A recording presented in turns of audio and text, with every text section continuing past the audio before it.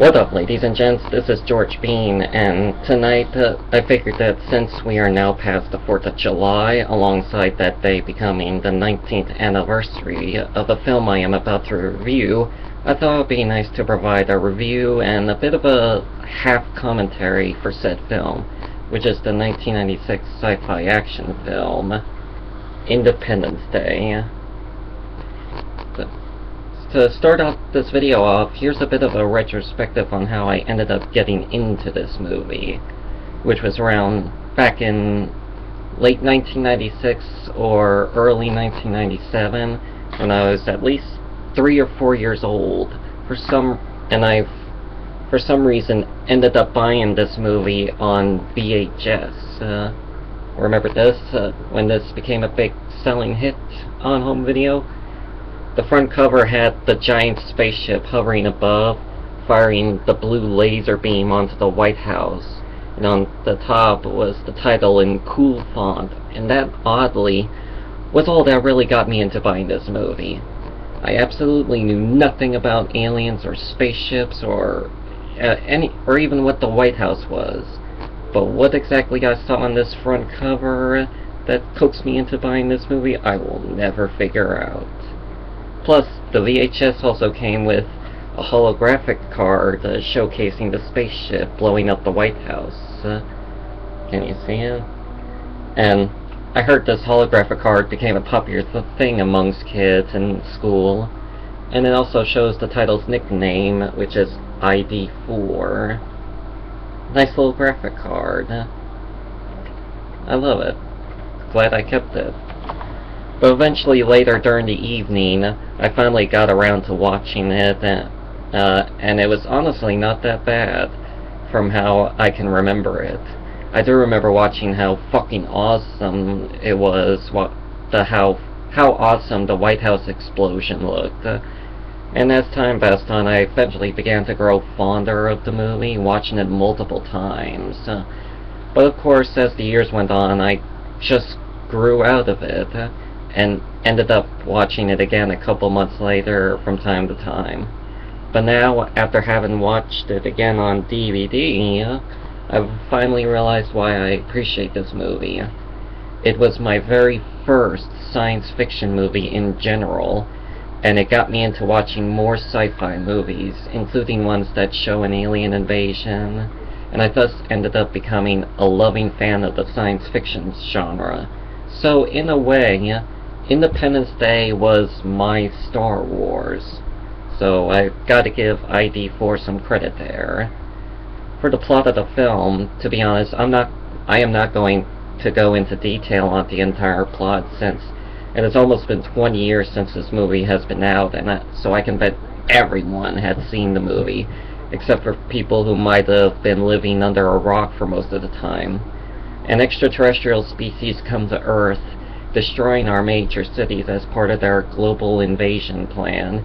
A random group of survivors unite together at the top-secret military science facility, Area 51, planning, along with the rest of the world, a last-chance final assault on the invaders to save mankind from extermination. The entire movie is set in a span of 3 days, those being July 2nd, 3rd, and 4th, or the 4th of July weekend.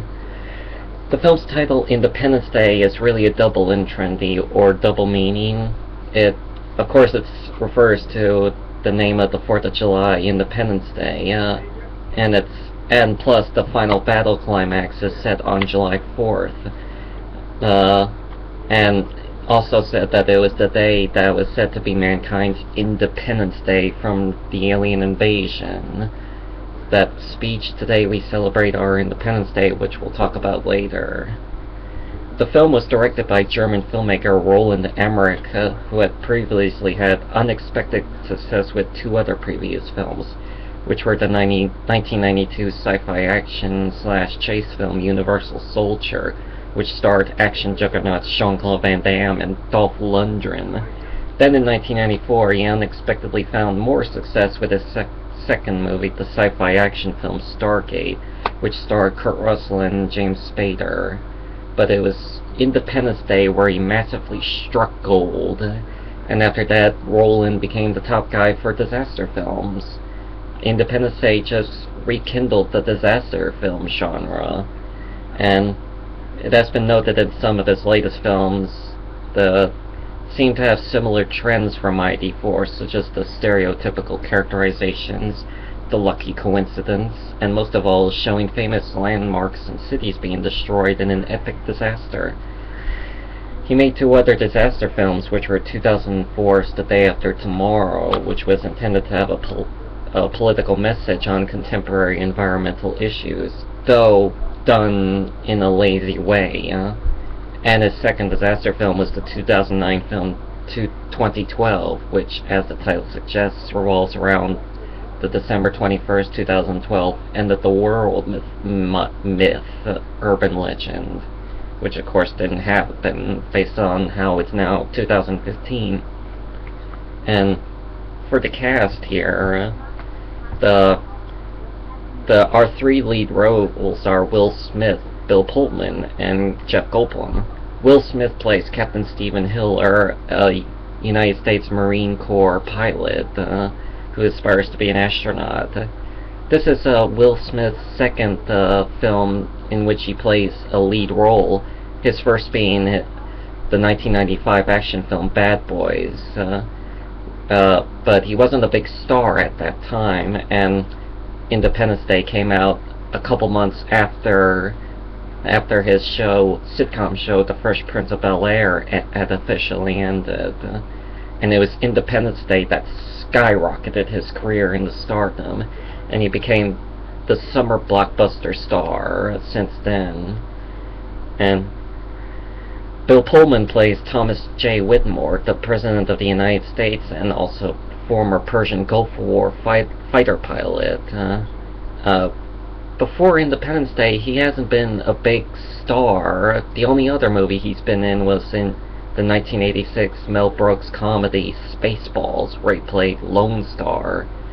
But that's the only movie I can think about him being in before Independence Day, so we have Lone Star as our president in this movie. How cool is that? If you know what Spaceballs is.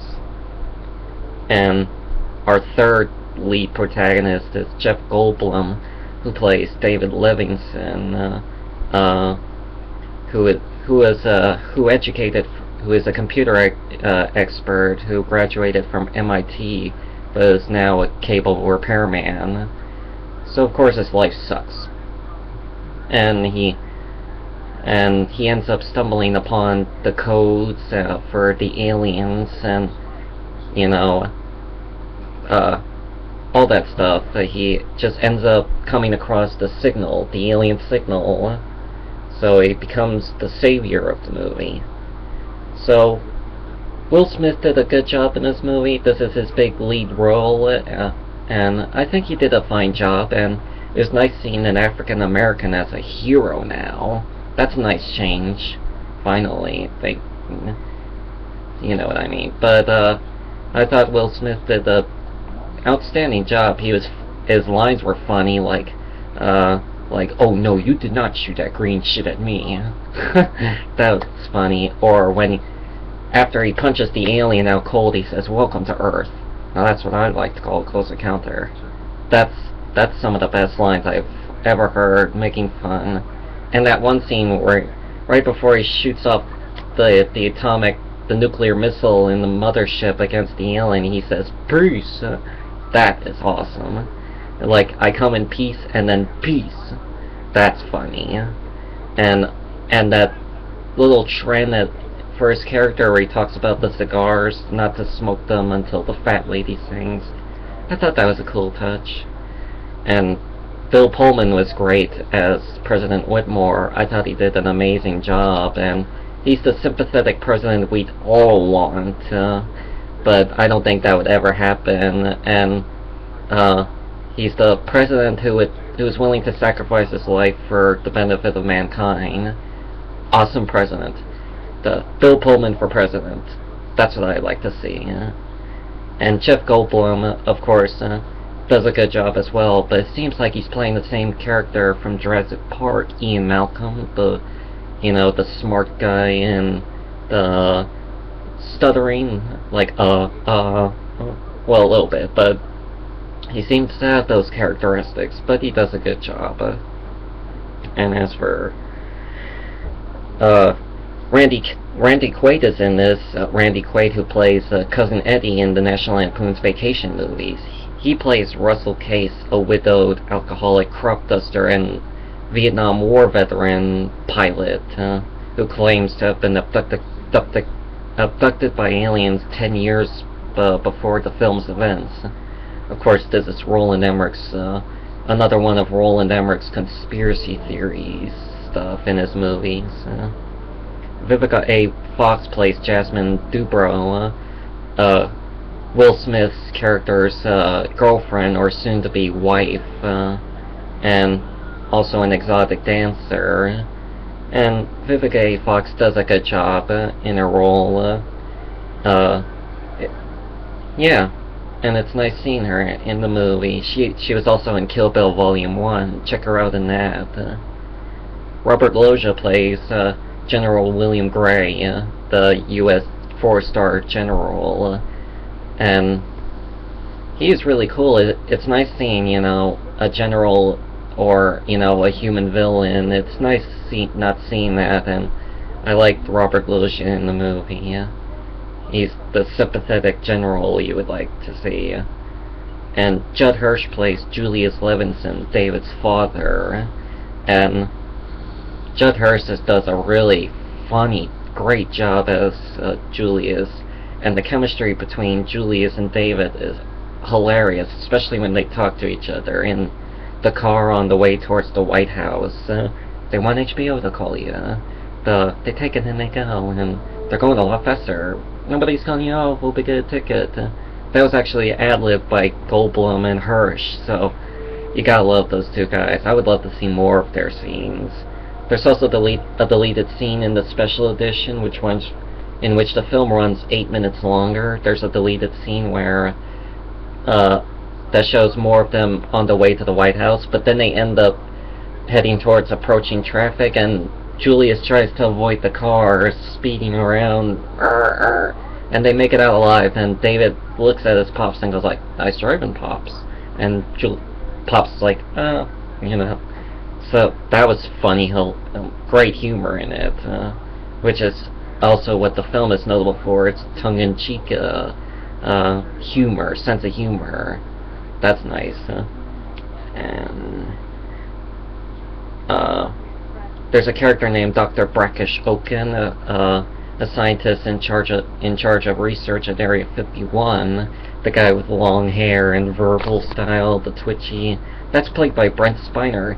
You may know him as Data in the show Star Trek: The Next Generation, the cyborg. No, what's it called?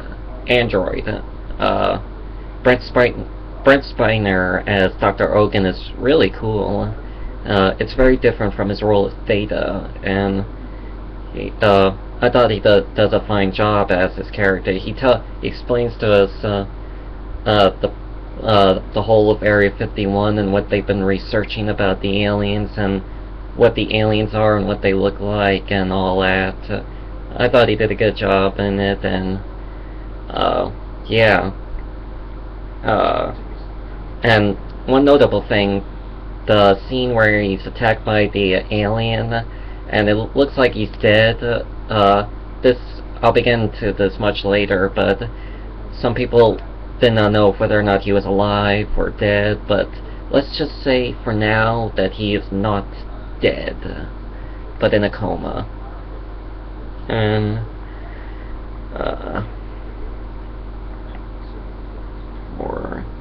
Mary McDonnell plays First Lady Marilyn Whitmore, President Whitmore's wife.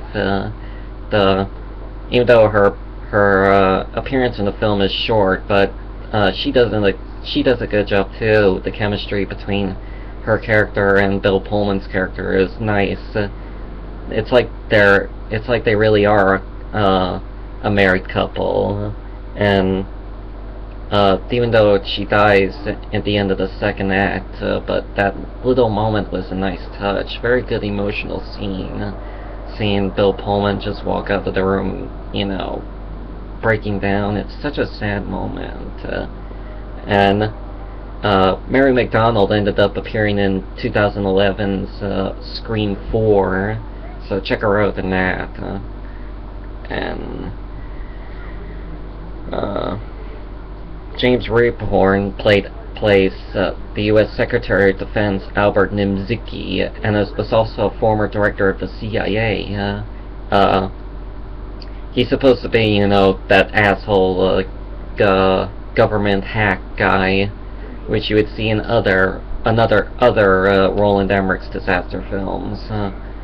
And James Rebhorn does okay.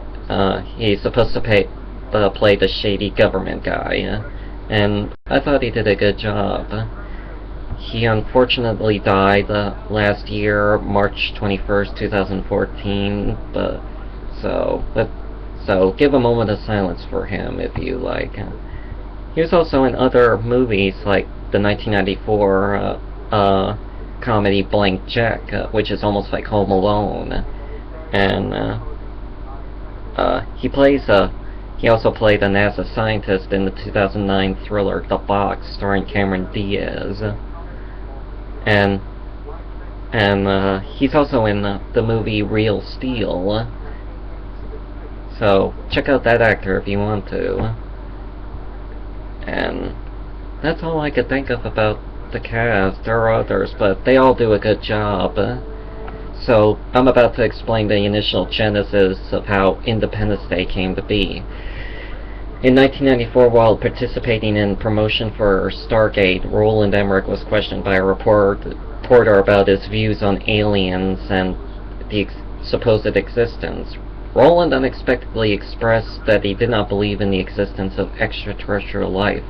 The reporter, confused, and asked him why he didn't believe in space aliens. If he didn't believe in space aliens, then why did he make a movie about them? Roland answered in his defense that it's because he believed in the what-if scenario, along with being fascinated by the idea of an alien arrival. He then further explained his response by asking the surprised reporter to imagine what it would be like if one morning while waking up you noticed 15-mile-wide spaceships hovering directly over the world's largest cities, including New York City. Soon after, he turned to his producing partner Dean Devlin and said to him, "I think I have an idea for our next film." The two partners had written the script during a month-long vacation in Mexico. They decided to expand on the giant spaceship idea by making the alien invasion as a large-scale attack happening globally. Devlin explained that he was apparently bothered by the fact that in most alien invasion movies, they come down to Earth and they hide in some backfield, or they arrive in little spores and inject themselves into the back of someone's head. I suspect he had just been referring to the possibly invasion of the body snatchers and invaders from Mars. Emmerich had agreed with Devlin's argument by asking that if you were going to be traveling across the galaxy to invade Earth, would you hide on a farm, or would you make a big entrance? This is where I think they're a bit wrong here, because I don't think they've seen all of the alien visitation/invasion films. The 1951 timeless classic sci-fi film The Day the Earth Stood Still showed an alien spaceship arriving to land on Earth in full view of the human public. Another alien big entrance is featured in 1953's The War of the Worlds. Did I also forget to mention the 1956 B-movie Earth vs. the Flying Saucer? Or the 1983 miniseries V? Big alien entrance? Did any of you miss that? But,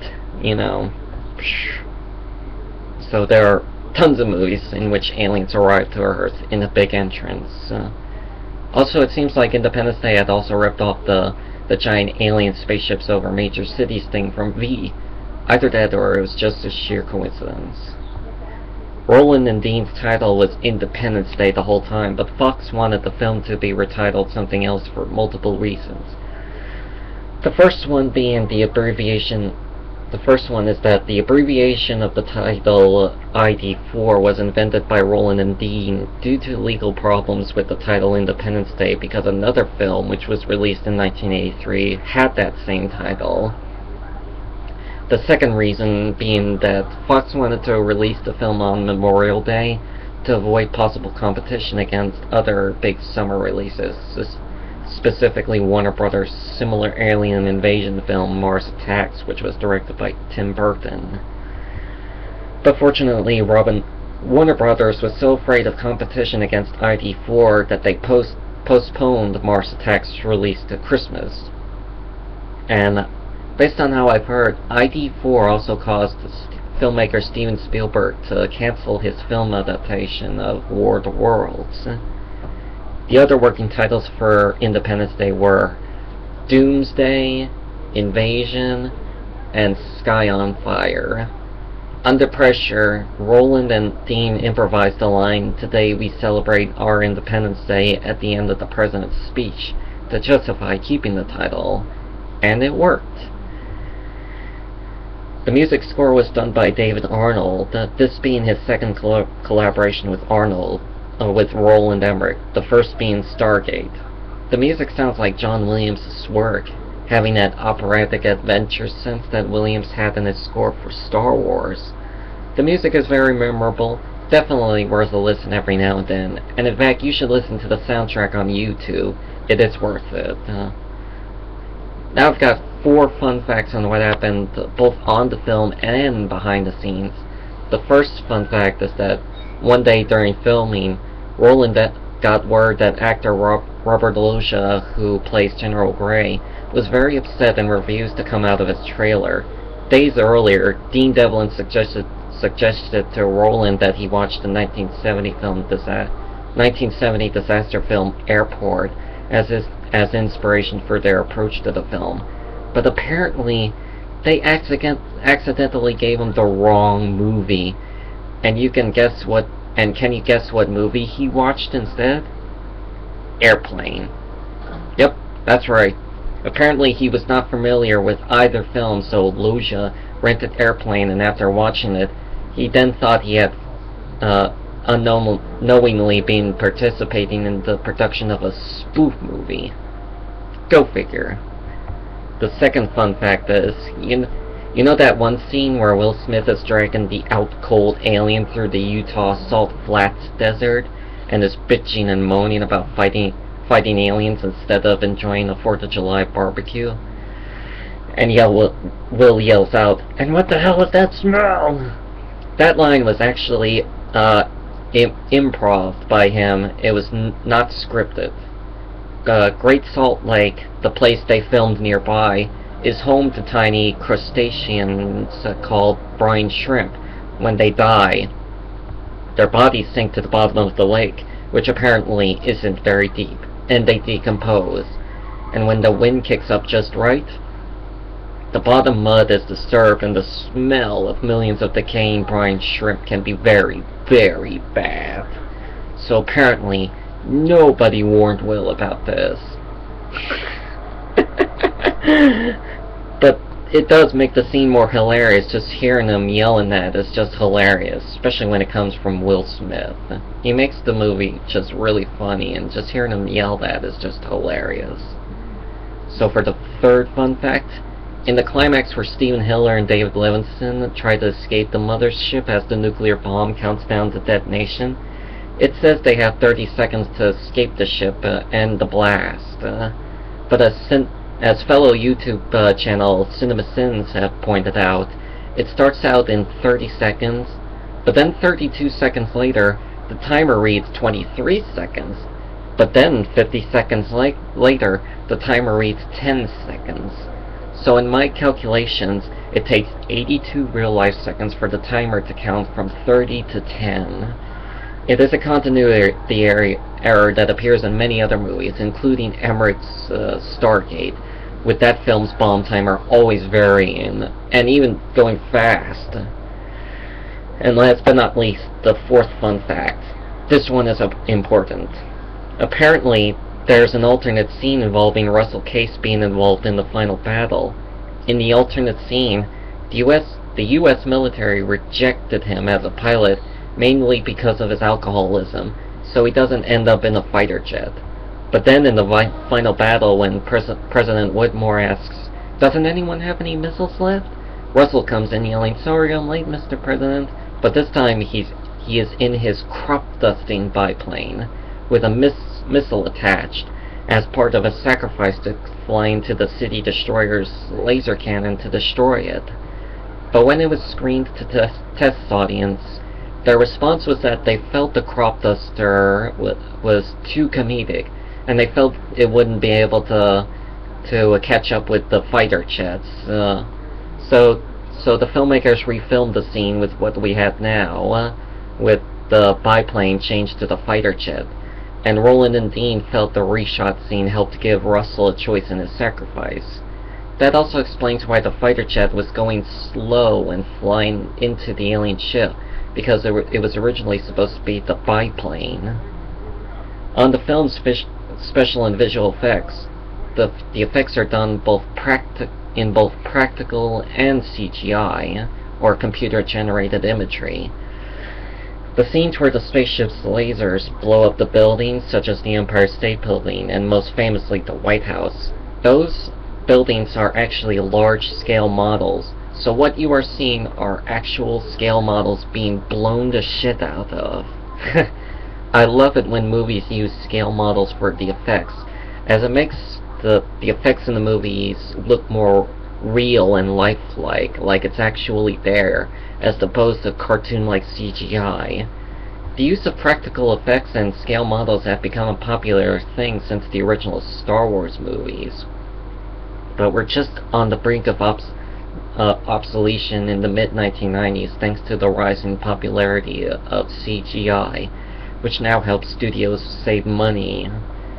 Now it seems, based on news for the upcoming Star Wars The Force Awakens, that the filmmakers will be using practical effects, scale models, and real locations for the film, going back to the roots of the original trilogy. Thank Lord. During the months-long build-up to Independence Day's release, aside from being marketed massively, it also had some merchandising of its own, almost like what Star Wars went through, but only 35% of the scale Star Wars had. Its merchandising included toys, such as an action figure alien with its biomechanical suit that opens up, showing the real alien inside, and the commercials apparently had soldier action figures fighting and defeating the alien with their portable weaponry. Another toy was the alien's biosuit, its size being the size of my hand, and it opens up like a lid, revealing a city inside with small skyscrapers that you can move around on the land.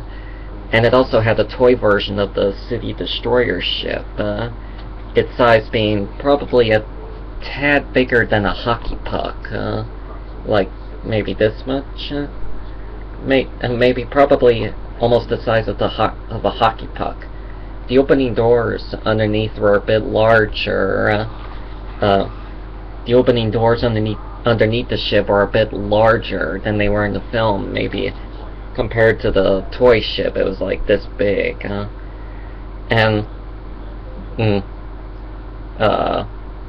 So pretty much in this toy, you can hold a city destroyer ship over a city and play out the city blowing up scene, taking down the toy buildings, pretending like they're being destroyed by the explosion. And you know what's cool is that when I immediately after watched this film for the first time, I had also gotten that toy, and I used to have fun playing around with the spaceship, also always pretending to blow up buildings. And the biosuited alien did kind of creep me out, but I was a little like, whatever, as I was just 3 years old, and I was just a kid who was beginning to learn stuff. I don't quite remember how exactly I ended up buying this toy, or what store I got it in, but I had the toy for a while, but then, I believe in the early 2000s, I somehow ended up misplacing the toys, thus losing them, and along with the fact that I had to move into another residence, thus losing some possessions in the movie, all I could say for now is that they are officially lost. Unless I end up finding a similar toy on Amazon or eBay for a cheap price, then I will let you know that I've got the toy and how I feel about getting them again, and I'll show you, unless some of you remember it. On a plus note on the toy merchandising, it also seems that the toys have been included with a 3-inch floppy disk for whoever owned a computer at the time, which supposedly had some interactive content on it. Upon its theatrical release, it annihilated any competition it had, and made over $817 million worldwide at the box office. Yeah? Uh-huh. I was just wondering, did you have any of the Hawaiian sweet rolls yesterday? Yep. Okay. Alright. Thus making it the highest grossing film of 1996. And it also surpassed, it was the second highest grossing film of all time behind Jurassic Park, until it was surpassed a year later by the Lost World Jurassic Park. And while critical reception towards it was mixed, including Roger Ebert and Gene Siskel giving it 2 thumbs down, the audience reception was overwhelmingly positive. As stated, moviegoers obviously loved the movie, coinciding with other sci-fi hits such as The X-Files, and shows that deal with the paranormal, thus gaining the movie enough interest. However, this film has had some criticism for showcasing American jingoism, or patriotism, and featuring moments of patriotism and showing America as the heroic country that can defeat an alien invasion, which has become a common thing in 1990s America. I can understand where they're coming from, as the patriotism is a bit much in the movie, and I do sometimes feel a bit uncomfortable watching the patriot scenes in the film. And Bill Pullman's speech is the icing on this cake. But there still are a few people out there that still like this speech, and I am one of them.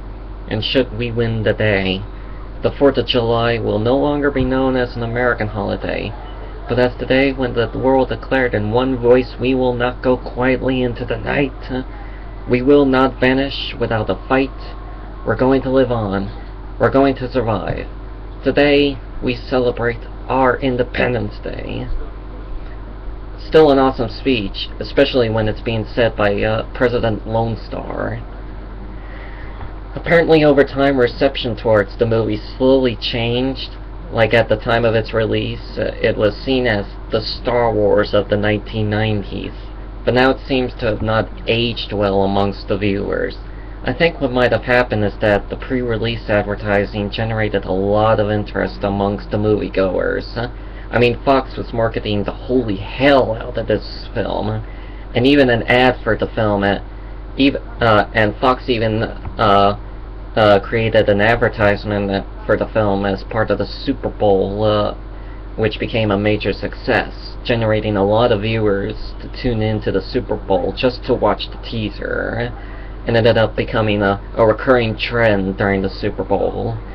The scenes featuring the iconic buildings being blown up, especially mostly the White House, ended up becoming the film's primary selling point in the marketing campaign. It was everywhere. You could go nowhere without having to see this poster or this picture everywhere. It's even on the covers, the DVDs, the posters, and etc., and on the TV spots. It was big, and as a result of the massive marketing campaign, the movie ended up becoming the most anticipated, most hyped up movie since Jurassic Park. There were numerous lines of people outside the theaters trying to pay and see this movie. The moviegoers enjoyed it for its entertaining, humorous popcorn flick-style tone. But when it was released to home video on VHS and Laserdisc, it became the most rented film at the time of its release, and it has been watched numerous times on their small screens. And I believe that's when we started to notice the film's flaws. That's the big difference between watching a movie in the theater and watching it on your small TV. When you're in the theater, you just enjoy whatever spectacles the movie shows off, and it makes you not think about its obvious flaws. But when you watch it numerous times at home, you begin to notice said flaws. The same thing happened to me when I seen the 2007 Transformers movie. When I seen it on the big screen, it was awesome and was an enjoyable popcorn flick. But then when I watch it numerous times on the DVD, I start to notice that it's not as good as I thought it was. So in a way, the movie hasn't aged with moviegoers in the past 20 years, leaving some of them biased towards it, with some liking it, others feeling disappointed by it. As fellow YouTube critic Oliver Harper has pointed out in his review, he said, and I quote, "I think all of us at the time had got wrapped up with this movie. It was an experience which had to be seen on the big screen. It was like Jurassic Park all over again. Everyone was running to see it. There were huge queues of people lining up to get in. I saw it in the packed theater the weekend it came out in the UK, which was a month later in the States. I had a great time watching it like many others, and the stereotypical characters and patriotic themes didn't quite bother me at the time. I think many of us were taken aback by the visual effects. Once it came out to rent, it was the movie I watched repeatedly, and then the cracks started to show very quickly." So that's what he said. That's what happens when you see a movie like that. On the big screen, it's fun and awesome, but on the small TV, you realize it's flawed. And in fact, you should check out Oliver Harper's review of this movie. You can find a link to his video in the description box below this video. Seriously, go check him out. His reviews are awesome. And that's what happens with a movie like this. It seems to be a rousing product of entertainment to the world in theaters, and the huge cinema screens help make the film become a big success. But after the multiple viewings, you realize that, like the Bayformers films, it may actually be a weakly plotted, cliche-ridden film in which its visual effects is what saves it.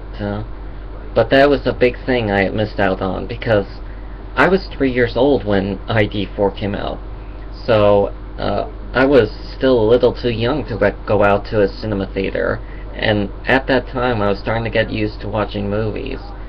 And I just didn't get a chance to see it. I was too young to see it then. And even after having watched it for the first time on a VHS, I guess I kind of enjoyed it, even though I at that point felt the White House explosion was short and too early, based on my kid brain. And I think I felt I was getting bored by the second half, until the climactic final battle came around.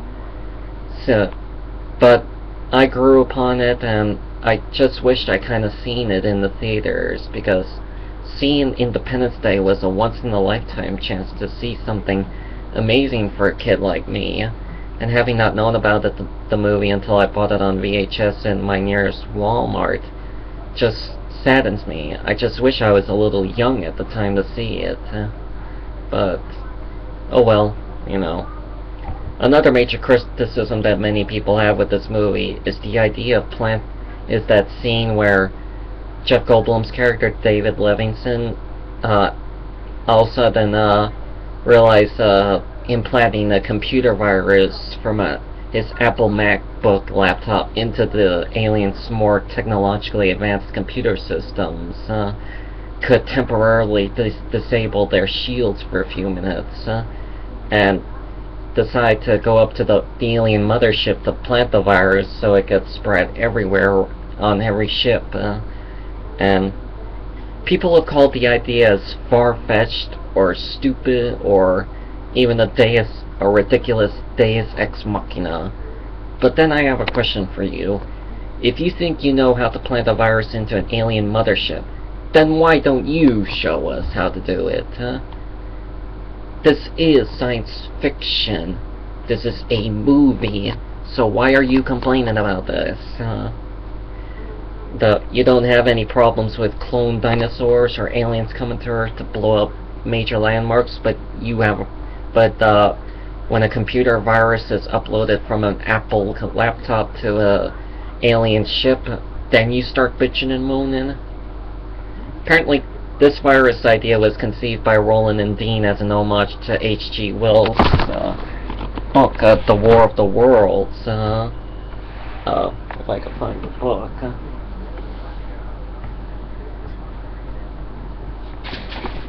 But it's in H.G. Wells' book The War of the Worlds, which is also a good read. In that book, in its ending, microorganismic bacteria ends up causing the Martian invaders to weaken up in their vulnerability to our planet's atmosphere.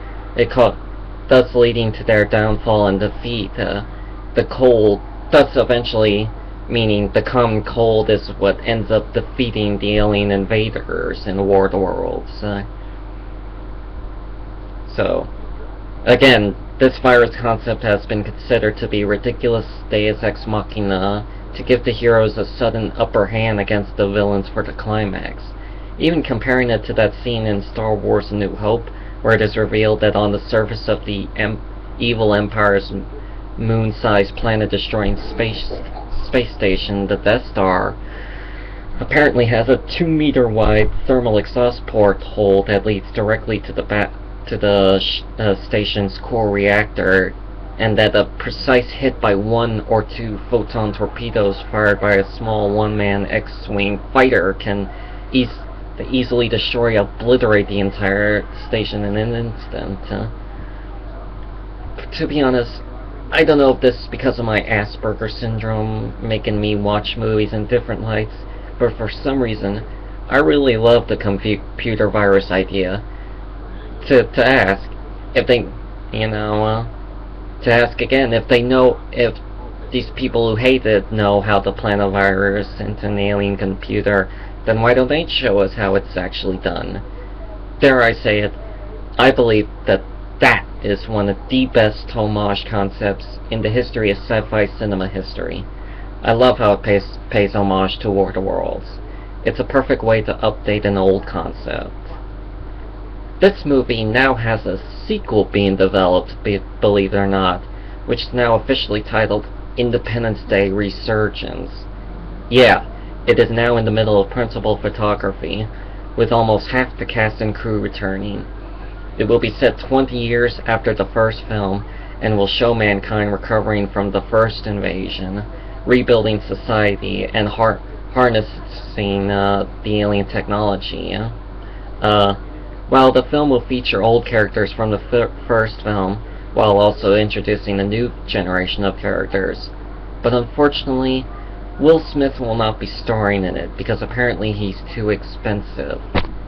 And I'm not going to discuss that into more, but I'll be discussing more into detail about this sequel in an upcoming video, so expect a video from me about Independence Day 2 soon. I just really don't, to wrap this all up, I really just don't understand why people are now hating on this movie. Had our views on movies completely changed in the past 20 years since Independence Day? Probably. Yes, the film has its faults, but it is specifically an enjoyable entertainment popcorn flick to watch on the summer, if you don't have any fireworks to shoot off on the 4th of July, then you can just pop this movie into the VHS player or DVD player or Blu-ray and watch the explosions ensue in the movie. That's what it is. The cities blowing up are basically the fireworks, but bigger. That's what we've been using fireworks for, to blow something up. It's a cathartic thing for us. And really the explosions are like the fireworks for us. And the nuke scene at the end is the grand finale. So, even just yesterday, on the 4th of July, the AMC just showed Independence Day in a marathon. Finally, they got around to it. I mean, the movie's called Independence Day. Why not show it on TV on the 4th of July? Like a Christmas Story shown for 24 hours on Christmas. So cool. So, in my overall rating, I'm kind of going to have to make a split decision on this one. The first rating will be in critical terms, while the second rating will be based on myself as a fan of the movie. In the critical terms, I would give this movie a 6 out of 10 because it is deeply flawed, the characters are stereotypical, and yeah. But as a loving fan of the movie, I'd have to give this movie a 7.5 out of 10. Because it was my first sci-fi movie and it got me into the sci-fi genre. And I gotta give Independence Day credit for that. So yeah, despite its American patriotism being as cheesy or a bit, former now, a bit making the movie seem like a relic of the 90s, but to be honest, I'd say if I haven't seen this movie the way I should have, I probably would not have become the loving science fiction fan I am now. The special and visual effects are breathtakingly awesome. David Arnold's music is amazingly brilliant. The characters are very likable, and Roland Emmerich's direction is very well put. And Roland Emmerich, I'd have to say, is a much better director than Michael Bay. At least Roland's characters are very likable, and on the bright side, we have a good and that's basically it, really. The movie is really good. Just enjoy it for what it is, a fun action popcorn flick. Just sit back, have Coke and popcorn and on the big flat screen and enjoy it for what it is. So in my opinion, Independence Day deserves a thumbs up. So thanks for watching, ladies and gentlemen, and if you like this video, then expect more from me. So thank you for enjoying the Independence Day review, and until next time, peace.